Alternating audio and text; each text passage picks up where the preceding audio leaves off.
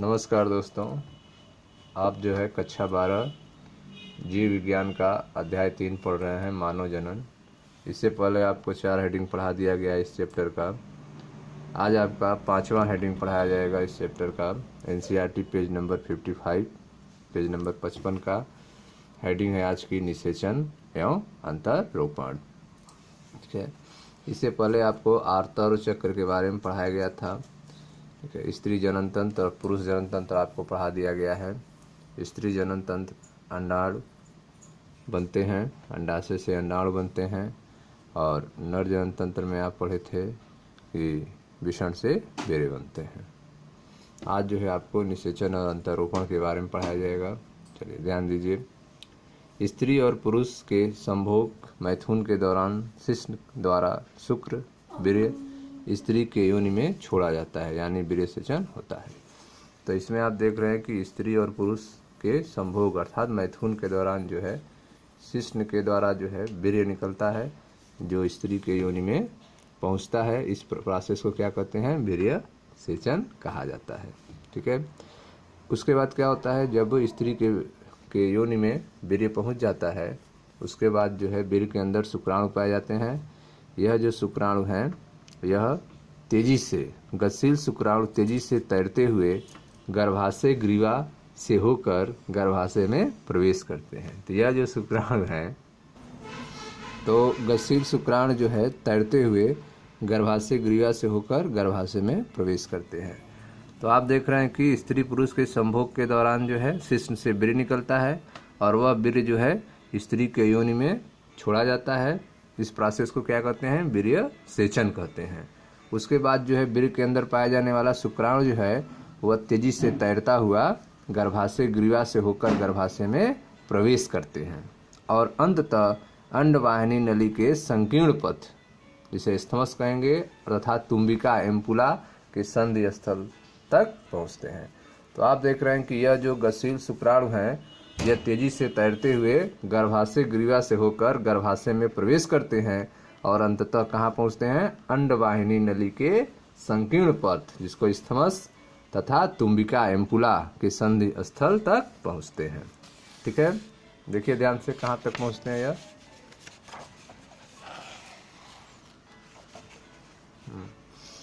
देखिए ध्यान से फिगर।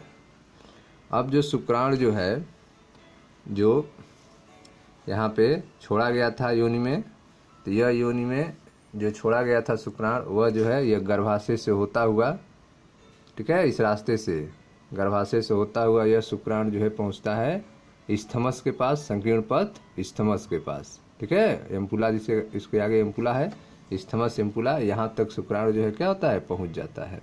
ठीक है, ठीक उसी समय जो है यहाँ जो है अंडाशय से जो है यहाँ से अंडे निकलते हैं।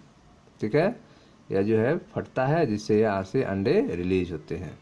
तो यहाँ से यह जो अंडा है, यह और यह शुक्राणु दोनों जो हैं आकर यह एम्पुला या स्थमस नामक जगह पे मिलते हैं। ध्यान दीजिए। तो अभी आपने देखा कि गतिशील शुक्राणु जो है तेजी से तैरते हुए गर्भाशय ग्रीवा से होकर गर्भाशय में प्रवेश करते हैं, और अंततः अंडवाहिनी नली के संकीर्ण पथ अर्थात स्थमस और तुम्बिका में संधि स्तर पर पहुंचते हैं। ठीक, जैसा कि आपने फिगर में देखा था। इसी बीच अंडाशय द्वारा मोचित अंडाणु भी इसी संधि स्थल तक पहुंच जाते हैं। तो इसी के दौरान जो है शुक्राणु भी वहां पहुंच चुके हैं, और इसी बीच अंडाशय से निकला हुआ अंडाणु भी जो है वहां पर पहुंच जाता है, जहां निषेचन की क्रिया संपन्न होती है। ठीक है, अब निषेचन कब होगा? निषेचन तभी हो सकता है यदि अंडाणु और शुक्राणु दोनों एक ही समय में तुम्बिका संकीर्ण पथ के संधि स्थल पर पहुंच जाएं। तो निषेचन तभी होगा जब तुम्बिका संकीर्ण स्थल पर, संकीर्ण पथ पर शुक्राणु और अंडाणु दोनों एक ही समय पहुंच जाएं। जब दोनों एक ही समय पहुंचेंगे तभी निषेचन होगा, तभी वो आपस में मिल पाएंगे। ठीक है, अगर बात एक साथ नहीं पहुंच पाएंगे, एक समय पर नहीं पहुंच पाएंगे, तब निषेचन नहीं हो पाएगा। ठीक है, यही कारण है कि जिससे कि सभी संभोग क्रियाएं निषेचन व संगर्भता की स्थिति में नहीं पहुंच पाती हैं। ठीक है, क्योंकि एक साथ जो है एक समय पर दोनों नहीं पहुंच पाते हैं, इसीलिए जो है सभी संभोग जो है वह निषेचन या संगर्भता को स्थिति तक नहीं पहुंच पाता है। ठीक है, आगे देखें ध्यान से।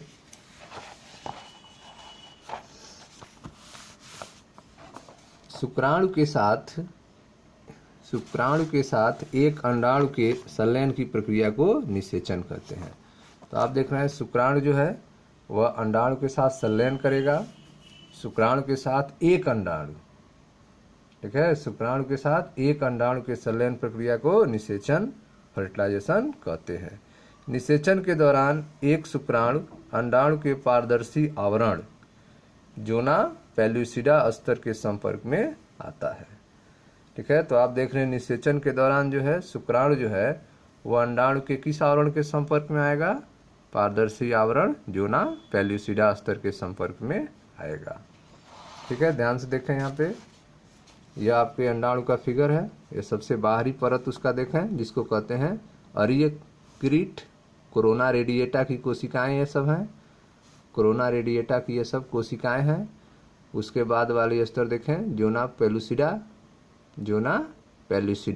तो यह जो है स्तर क्या है? पारदर्शी आवरण है जोना पेल्यूसिडा। तो जब एक शुक्राणु जो है इस पारदर्शी आवरण के संपर्क में आ जाता है, जैसे देखें यह शुक्राणु जो है, यह शुक्राणु इस जोना पेल्यूसिडा पारदर्शी आवरण के संपर्क में आ चुका है, तो जो ही यह इसके संपर्क में आएगा तुरंत ही जो है इस दीवार में परिवर्तन होगा। ठीक है, इस स्तर में परिवर्तन होगा और दूसरे शुक्राणु जो है इसमें प्रवेश नहीं कर पाएंगे, दूसरे शुक्राणु इस अंडाणु के अंदर प्रवेश नहीं कर पाएंगे, क्योंकि जोना पेल्यूसिडा लेयर में परिवर्तन हो जाएगा। वो परिवर्तन किसके कारण होगा? शुक्राणु के द्वारा। जो ही शुक्राणु से टच करेगा तुरंत लेयर में परिवर्तन हो जाएगा। ठीक है, तो यह आप देख रहे हैं कि अंडाणु है और यह जो है स्पेस देख रहे हैं, इसको परिपीतक अवकाश कहा जाता है। अब देखें फिर ध्यान से, शुक्राणु के साथ एक अंडाणु के संलयन की प्रक्रिया को निषेचन कहेंगे, फर्टिलाइजेशन कहते हैं। निषेचन के दौरान एक शुक्राणु अंडाणु के पारदर्शी आवरण जोना पेल्यूसिडा स्तर के संपर्क में आता है और अतिरिक्त शुक्राणु के प्रवेश रोकने हेतु उक्त स्तर में बदलाव प्रेरित करता है। ठीक है, कि दूसरे शुक्राणु जो है इसमें प्रवेश न कर पाए, इसलिए जो है इस स्तर में क्या होता है? बदलाव हो जाता है। ठीक, इस प्रकार यह सुनिश्चित हो जाता है कि एक अंडाणु को केवल एक ही शुक्राणु निषेचित कर सकता है। तो इस तरह से आपने देखा कि जो ही शुक्राणु जो है टच करेगा जोना पेल्यूसिडा लेयर में परिवर्तन हो जाएगा और यह जो है यह निश्चित हो जाएगा कि एक अंडाणु ही केवल एक शुक्राणु को निषेचित कर सकता है, क्योंकि दूसरा कोई उसमें इंटर नहीं कर पाएगा। अब शुक्राणु के फिगर में आप पढ़े थे, शुक्राणु का जो अग्रपिंडक होता है उसमें एंजाइम रहते हैं। ठीक है, अब देखो ध्यान से, अग्रपिंडक का श्रवण शुक्राणु के पारदर्शी अंडावरण के माध्यम से अंडाणु के कोशिका द्रव्य अर्थात साइटोप्लाज्म तथा प्लाज्मा भित्ति में प्रवेश करने में मदद करता है। ठीक है, तो जो शुक्राणु का अग्रपिंडक है उसमें एंजाइम पाए जाते हैं। ये आपको बताया गया था कि शुक्राणु के अग्रपिंडक में एंजाइम्स होते हैं। ठीक है, जो अंडाणु में प्रवेश करने में मदद करते हैं। यह फिगर आप पढ़े थे। ठीक है, इसमें जो है अग्रपिंडक है, इस अग्रपिंडक में जो है एक्रोसोम कहते हैं और इसमें क्या होते हैं? एंजाइम होते हैं। यह आपको पढ़ाया गया था, देखें ध्यान से। शुक्राणु के शीर्ष में एक दृढ़ीकृत इलांगेटेड अगुणित केंद्रक हैप्लॉइड न्यूक्लियस होता है। ठीक है, तथा इसका अग्रभाग एक टोपीनुमा संरचना से ढका होता है, आवृत होता है, जिसे अग्रपिंडक एक्रोसोम कहते हैं। यह अग्रपिंडक उन एंजाइम्स प्रकिंडों से भरा होता है। तो अग्रपिंडक में क्या भरे होते हैं? एंजाइम भरे होते हैं, जो क्या करेंगे? ठीक है, यह अग्रपिंडक है, एक्रोसोम है जिसमें एंजाइम भरे हुए हैं। ठीक है, इसका क्या वर्क है? देखें ध्यान से, यह अग्रपिंडक उन एंजाइम्स से भरा होता है जो अंडाणु के निषेचन में मदद करते हैं। ठीक है, तो यह एंजाइम क्या करेंगे? अंडाणु के निषेचन में मदद करेंगे, अंडाणु की दीवार को तोड़ने में मदद करेंगे। ठीक है, तो वही आपको बताया जा रहा है कि यह जो है जो अग्रपिंडक है, अग्रपिंडक का श्रावण अर्थात एंजाइम का निकलना शुक्राणु के पारदर्शी, ठीक है, अंडावरण के माध्यम से अंडाणु के कोशिका द्रव्य साइटोप्लाज्म तथा प्लाज्मा भित्ति में प्रवेश करने में मदद करती है। तो एंजाइम्स जो है वह जो है अंडावरण को तोड़ते हैं, जिससे वह शुक्राणु जो है वह कोशिका द्रव्य साइटोप्लाज्म प्लाज्मा भित्ति में प्रवेश कर जाता है। ठीक है। यह द्वितीय अंडक के अर्धसूत्री विभाजन को प्रेरित करता है। ठीक है, वह जो है उसमें इंटर करेगा और जो द्वितीय अंडक बना है उसमें अर्धसूत्री विभाजन क्या हो जाएगा, प्रेरित हो जाएगा। तो द्वितीय अंडक में कौन सा विभाजन होगा, अर्धसूत्री विभाजन होगा। इसको बताया गया था आपको। तो यह फिगर देखें आप, यह द्वितीय अंडक है। इस द्वितीय अंडक में अर्धसूत्री विभाजन जो है प्रेरित हो जाएगा एंजाइम्स के कारण। ठीक है, जो शुक्राणु इंटर किए हैं उनके एंजाइम्स के प्रभाव होगा, जिससे द्वितीय अंडक में अर्धसूत्री विभाजन होगा, जिससे एक अंडाणु बनेगा। ठीक है, और एक क्या बनेगा, द्वितीय ध्रुवीय पिंड बनेगा और एक अंडाणु बनेगा। ठीक है, आगे देखा। इस प्रकार यह सुनिश्चित हो जाता है कि एक अंडाणु को केवल एक ही शुक्राणु निषेचित कर सकता है। अग्रपिंडक का श्रवण शुक्राणु के पारदर्शी अंडावरण के माध्यम से अंडाणु के कोशिका द्रव्य, साइटोप्लाज्म तथा प्लाज्मा झिल्ली में प्रवेश करने में मदद करता है। यह द्वितीयक अंडक के अर्धसूत्री विभाजन को प्रेरित करता है। ठीक है, तो आप देख रहे हो यह द्वितीयक अंडक में के अर्धसूत्री विभाजन को प्रेरित करता है। दूसरा अर्धसूत्री विभाजन भी क्या होता है, असमान होता है। दूसरा अर्धसूत्री विभाजन भी असमान होता है, जिसको आप देखे हैं। इसके फलस्वरूप एक द्वितीय ध्रुवीय पिंड, सेकेंडरी पोलर बॉडी की रचना होती है। जैसा कि अभी आपको फिगर में हमने दिखाया, इसके परिणाम स्वरूप क्या होता है, द्वितीय ध्रुवीय पिंड, सेकेंडरी पोलर बॉडी की रचना होती है और एक अगुणित अंडाणु बनता है। ठीक है, एक अगुणित अंडाणु डिंबाणु पशु या ओटिड बनता है, जो क्या होता है, अगुणित होता है, जिसमें 23 क्रोमोसोम होते हैं। ठीक, शीघ्र ही शुक्राणु का अंडाणु के अगुणित केंद्रक के साथ, ठीक है, तुरंत क्या होता है, शुक्राणु का अंडाणु के अगुणित केंद्रक के साथ संलयन होता है। शुक्राणु भी क्या है, अगुणित है, उसमें भी 23 क्रोमोसोम है और आपका अंडाणु में भी 23 है। और शीघ्र ही वो दोनों आपस में क्या होते हैं, मिल जाएंगे, संलयन हो जाएगा, उनका फ्यूजन हो जाएगा। शीघ्र ही अंडाणु, ठीक है, शीघ्र ही शुक्राणु का अंडाणु के अगुणित केंद्रक के साथ संलयन फ्यूजन होता है, जिससे कि द्विगुणित जाइगोट युग्मनज की रचना होती है। तो आप देख रहे हैं कि दोनों आपस में मिल जाते हैं, जिससे क्या बन जाता है, युग्मनज बन जाता है। ठीक है, द्विगुणित हो जाता है, 46 क्रोमोसोम हो जाते हैं, द्विगुणित हो जाता है और आपका युग्मनज तैयार हो जाता है, जाइगोट बन जाता है। एक युग्मनज में कितने गुणसूत्र होते हैं, तो 23 मिलके 46 क्रोमोसोम होते हैं। ठीक है, अब आप ध्यान दें, हमें यह बात ध्यान रखनी चाहिए कि इसी चरण में शिशु के लिंग निर्धारण यानी लड़का या लड़की होना निश्चित हो जाता है।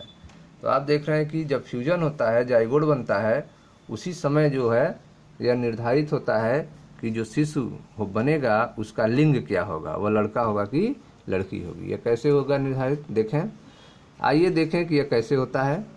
जैसा कि आप जानते हैं कि स्त्री में गुणसूत्र का स्वरूप क्या होता है, XX होता है। स्त्री में जो लिंग गुणसूत्र होते हैं वो किस रूप में होते हैं, XX रूप में होते हैं, और पुरुष में लिंग गुणसूत्र कैसे होते हैं, XY रूप में होते हैं। ठीक है, इसलिए स्त्री अर्थात अंडाणु द्वारा उत्पादित सभी अगुणित युग्मकों में X लिंग गुणसूत्र होते हैं। तो स्त्री द्वारा जो अंडाणु उत्पन्न किया जाएगा उसके सभी युग्मक कैसे होंगे, X लिंग गुणसूत्र वाले होंगे। ठीक है, जबकि पुरुष युग्मकों अर्थात शुक्राणुओं में लिंग गुणसूत्र या तो X या Y लिंग गुणसूत्र वाले होते हैं। ठीक है, तो पुरुष के जो युग्मक बनेंगे, शुक्राणु बनेंगे, उसमें आधे जो होंगे वह लिंग गुणसूत्र X वाले होंगे 50%, और 50% क्या होंगे, Y लिंग गुणसूत्र वाले होंगे। इसलिए 50% शुक्राणु में X लिंग गुणसूत्र होते हैं तथा दूसरे 50% शुक्राणु में Y लिंग गुणसूत्र होते हैं। ठीक है, तो आप देख रहे हैं कि स्त्री में सेम होंगे, एक जैसे होंगे 100%, लेकिन पुरुष में क्या होंगे, 50% X वाले होंगे और 50% Y वाले होंगे। ठीक, यह इस बात पर निर्भर करेगा कि,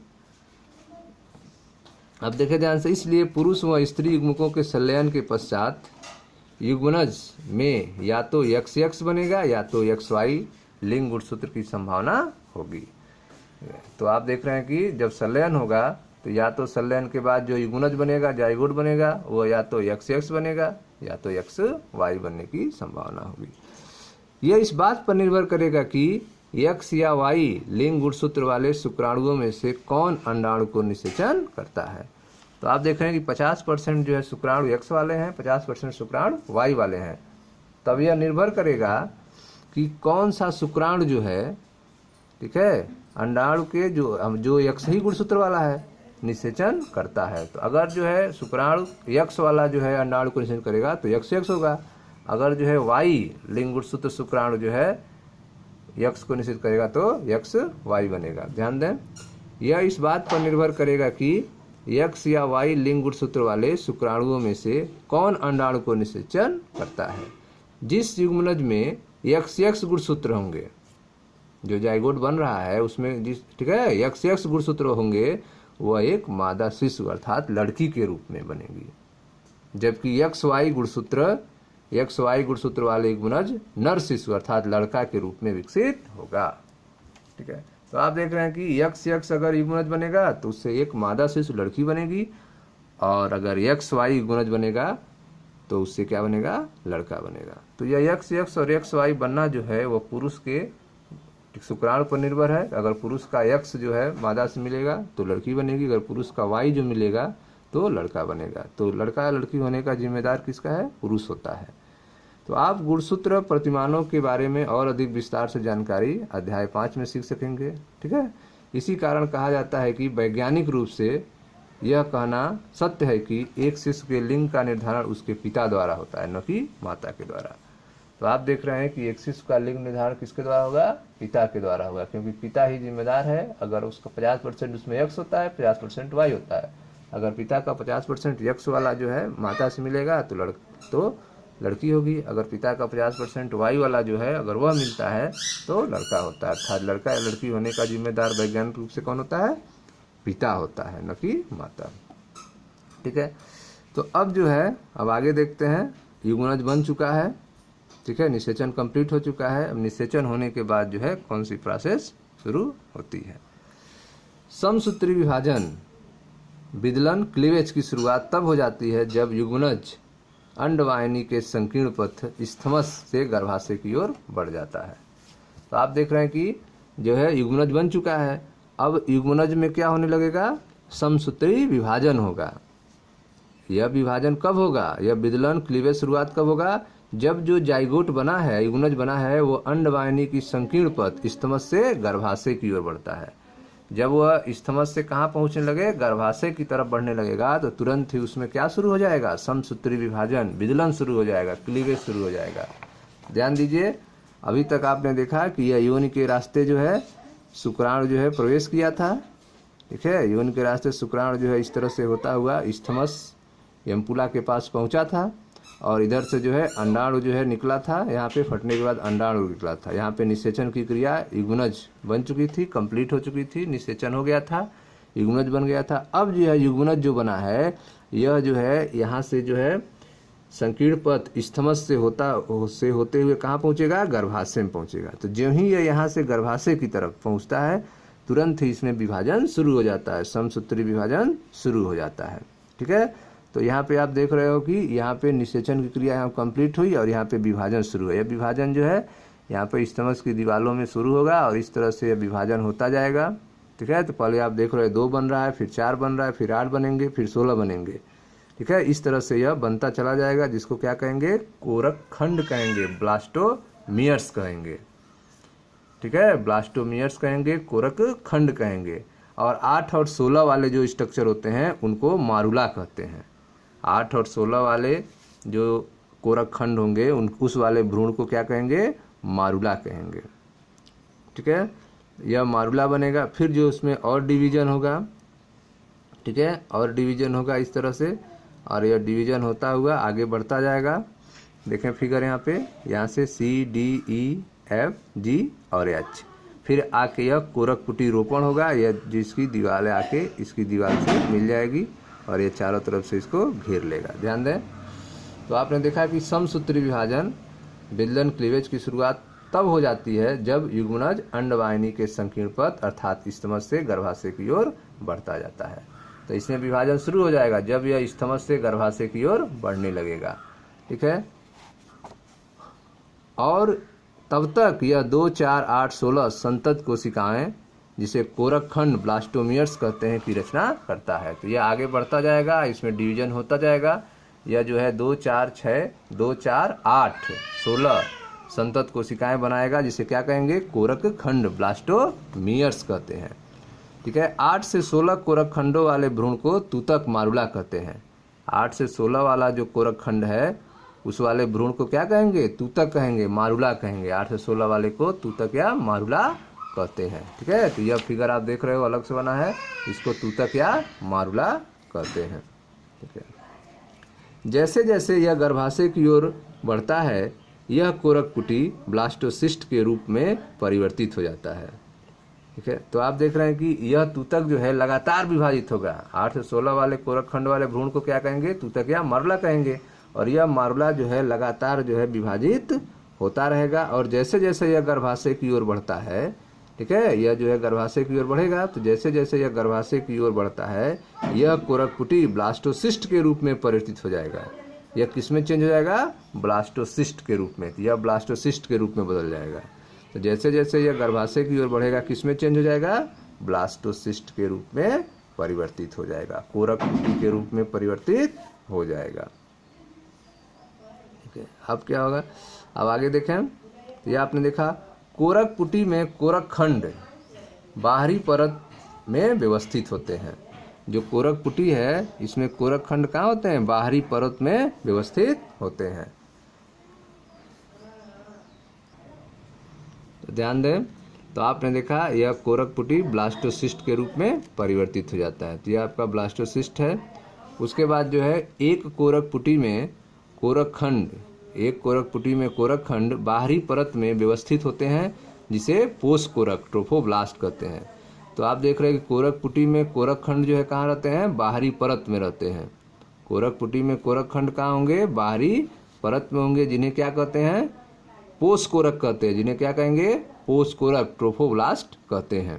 ठीक है, कोशिकाओं के भीतरी समूह जो पोष कोरक से जुड़े होते हैं। ठीक है, तो यह जो कोशिकाएं हैं इनका भीतरी समूह जो है किससे जुड़ा है, पोष कोरक से जुड़ा हुआ है। कोशिकाओं के भीतरी समूह जो पोष कोरक से जुड़े होते हैं उन्हें अंतर कोशिका समूह, इनर सेल मास कहते हैं। ठीक है, तो जो भीतर होते हैं जो पोष कोरक से जुड़े होते हैं उनको क्या कहते हैं, अंतर कोशिका समूह कहते हैं, इनर सेल मास कहते हैं। तो ये आपका इनर सेल मास हो गया। ठीक है, इनर सेल मास कहते हैं। और यह हो गया, देखा ध्यान से, एक कोरक कुटी में कोरक खंड बाहरी परत में व्यवस्थित होते हैं, जिसे पोष कोरक ट्रोफोब्लास्ट कहते हैं। कोशिकाओं के भीतरी समूह जो पोष कोरक से जुड़े होते हैं उन्हें अंतर कोशिका समूह, इनर सेल मास कहते हैं। ठीक है, अब पोष कोरक स्तर गर्भाशय के अंत स्तर से संलग्न हो जाता है। तो यह जो आपका पोष कोरक स्तर है, यह जो पोष कोरक स्तर है, यह गर्भाशय की दीवार से क्या हो जाएगा, संलग्न हो जाएगा, उससे जुड़ जाएगा। ठीक है, अब पोष कोरक स्तर गर्भाशय के अंत स्तर से संलग्न हो जाता है और अंतर कोशिका समूह भ्रूण के रूप में अलग अलग या विभेदित हो जाती है। जो अंतर कोशिका समूह है यह भ्रूण के रूप में अलग अलग क्या होती है, विभेदित हो जाती है। ठीक है, संलग्न होने के बाद गर्भाशय कोशिकाएं तेजी से विभक्त होती हैं। जो ही यह जुड़ता है दीवार से गर्भाशय के, तुरंत जो है गर्भाशयी जो दीवार हैं वह तेजी से क्या होंगी, गर्भाशयी कोशिकाएं तेजी से विभक्त होती हैं। संलग्न होने के बाद गर्भाशयी कोशिकाएं तेजी से विभक्त होती हैं और कोरक पुटी को ढक लेती हैं। कोरक पुटी को क्या करती हैं, ढक लेती हैं। यह जो गर्भाशयी दीवार है तेजी से डिवाइड करेंगी या इसको क्या करेंगी, कवर कर लेंगी, ढक लेंगी।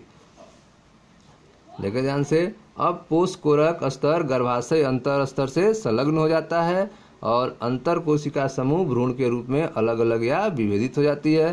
संलग्न होने के बाद गर्भाशयी कोशिकाएं तेजी से विभक्त होती हैं और कोरक पुटी को आवृत कर लेती हैं, ढक लेती हैं। इसके परिणाम स्वरूप कोरक पुटी गर्भाशयी अंत स्तर में अंत स्थापित हो जाता है। ठीक है, तो गर्भाशय की दीवार जो है तेजी से डिवाइड होगी और कोरक पुटी को क्या कर लेंगी, आवृत कर लेंगी। इसके साथ क्या होगा, जब चारों तरफ से उसको घेर लेंगी तो इम्बेडेड हो जाएगा, अंत स्थापित हो जाएगा वह। इसके परिणाम स्वरूप कोरक पुटी गर्भाशय अंत स्तर में, गर्भाशय अंत स्तर में अंत स्थापित हो जाती है। ठीक है, तो यह क्या हो जाएगा, इससे अंत स्थापित हो जाएगा, जुड़ जाएगा, उससे इम्बेडेड हो जाएगा। ठीक है, इसे ही क्या कहेंगे, अंतरोपण कहेंगे, इम्प्लांटेशन कहेंगे। इसे ही क्या कहेंगे, अंतरोपण, इम्प्लांटेशन कहते हैं। और बाद में यह संगर्भता का रूप धारण कर लेती है। ठीक है, तो इस तरह से आपने देखा कि यह गर्भाशय की दीवार, इसको कोरक पुटी को चारों तरफ से इसको घेर लेगी। इस प्रोसेस को क्या कहेंगे? अंतरोपण कहेंगे। ठीक है, अंतरोपण कहेंगे। और बाद में यह किसका रूप धारण करेगी? बाद में ही संगर्भता का रूप धारण करेगी। ठीक है, चलिए। तो इस तरह से आपने देखा कि कैसे जो है निषेचन और अंतरोपण होता है। ठीक है, अब जो है आपको अगले वीडियो लेक्चर में बताया जाएगा संगर्भता और भ्रूणी परिवर्धन के बारे में। तब तक जो है आप किताब पढ़ते रहिए, वीडियो को ध्यान से देखते रहिए। धन्यवाद। वीडियो को लाइक कीजिए, शेयर कीजिए, सब्सक्राइब कीजिए। धन्यवाद।